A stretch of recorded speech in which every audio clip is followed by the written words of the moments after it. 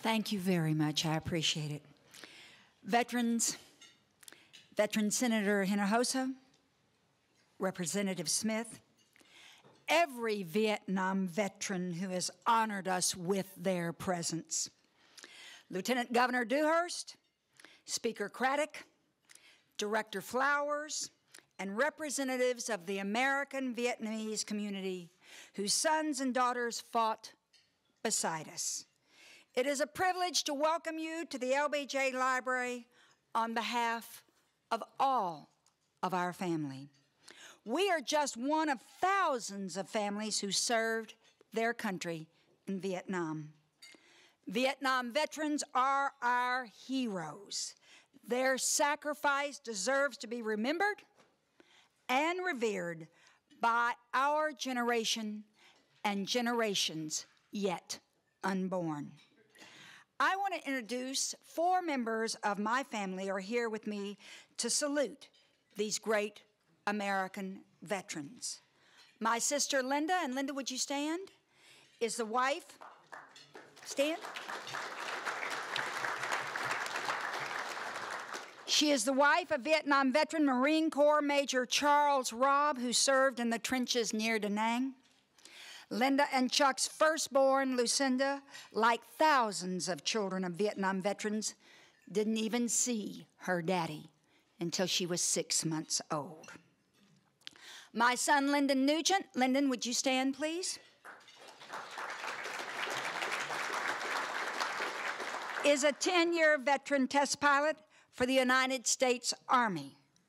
Like countless other Vietnam veterans' children, Lyndon missed sharing with his daddy his first conversations, first birthday, and first prayers. So many of the firsts that light up the life of a parent and child. And then my welcome home souvenir from Vietnam, my daughter, Nicole Covert.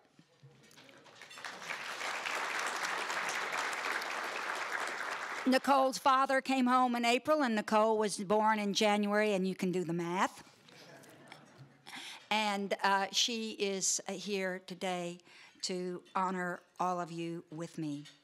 But I am especially grateful to introduce my former husband, Vietnam veteran Airman First Class Patrick Nugent, who volunteered in Vietnam as a loadmaster, and to publicly acknowledge my everlasting gratitude for his sacrifice and the great legacy he gave our children and all of our family.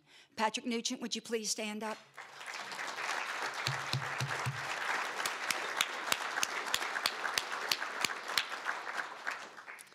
Before my mother's death, Patrick Nugent asked me if Mother would serve as honorary chair of the Texas Capitol Vietnam Monument Committee. I told him that since her stroke, Mother wasn't accepting public honors, but I would gladly ask her. I thought that this might be her only exception. It was.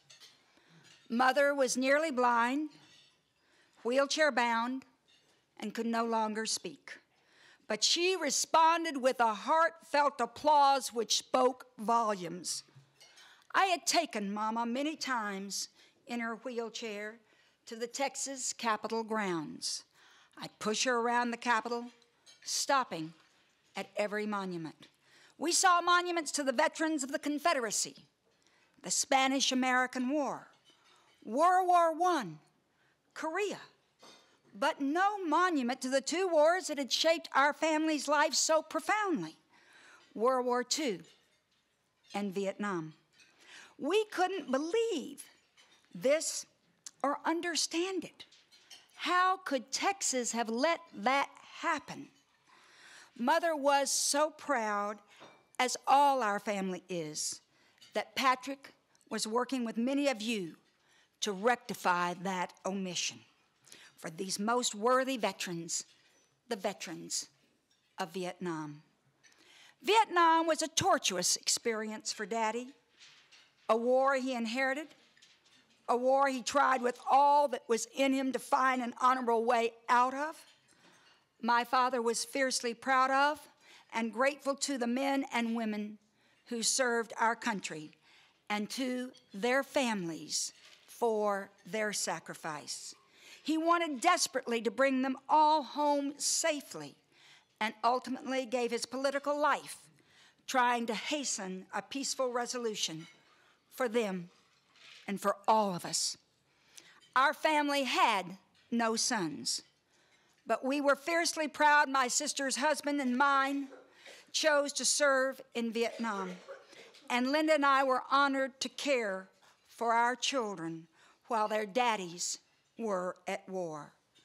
We gave all we had. But so did thousands of other families, and we were one of the fortunate ones whose sons came home. Many were not so lucky. In preparing for today, I reread many of Patrick's daily letters from Vietnam.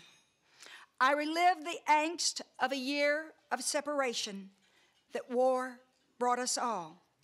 I was especially proud to read his letter of June 27th, 1968. He was stationed at Cam Ranh Bay and anxious to find service at the heart of the war. And I quote him now.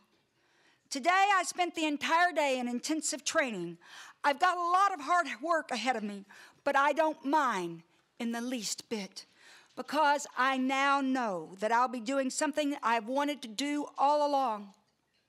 Fly like a bird, but foremost, be a direct support and aid to those men on the ground who need the supplies so badly.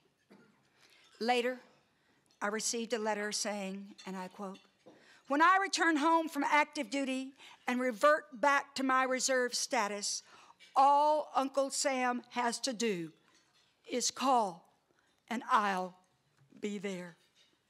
Today we have come together to ask a grateful state to finally honor those Texas veterans of Vietnam who answered Uncle Sam's call and traveled thousands of miles, risked life and limb for their country, and sometimes made the ultimate sacrifice.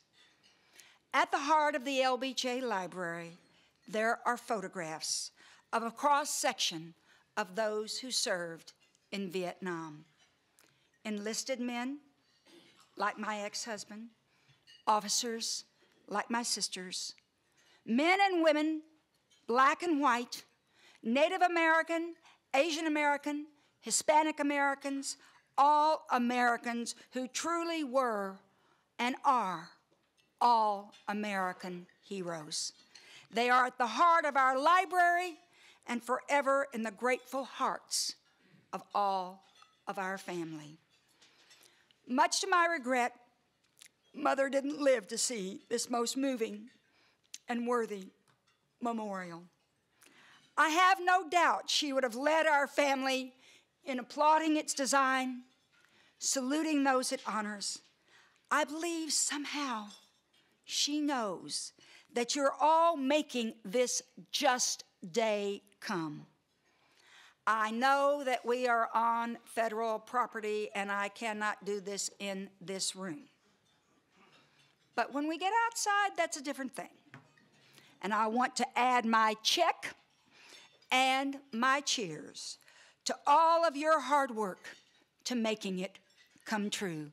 Thank you, Vietnam veterans. All of our family salutes you.